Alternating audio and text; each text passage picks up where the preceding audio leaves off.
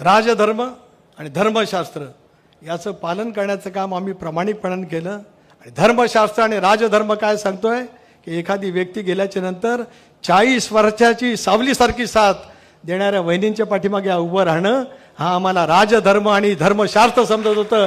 म्हणून वहिनींचं त्या ठिकाणी उपमुख्यमंत्रीकडून पक्षाचा नेता म्हणून निवड करण्याचा निर्णय घेतला। भले तर आम्ही टीकेचे धनी झाले असून परवा त्याची नाही। अजूनही कोणाला पैसे देऊन ट्रोल करण्यासाठी जी टीम करायची असेल ती करावी, पण आमची नियत साफ आहे, आमची निष्ठा दादांच्या चरणी होती आणि उद्या सर्व आयुष्य बहिणींच्या सोबत राहत महाराष्ट्र घडवण्याचं काम आपल्याला पुढच्या कालावधीमध्ये करायचं आहे। होय, मी आज म्हणतोय की सुनेत्रा पर्व महाराष्ट्रामध्ये आजपासून सुरू झालेलं आहे, हे मी आवर्जून या ठिकाणी म्हणू इच्छितो। हे सुनेत्रा पर्व उद्याचं महाराष्ट्र घडवण्याचं काम तुमच्या सर्वांच्या साथीतून अतिशय उत्तमपणाने बरबट त्या ठिकाणी करेन, याच्यात कोणाच्या मनामध्ये संदेह असण्याचं काय कारण। म्हणून आम्ही सर्वांनी मागणी केली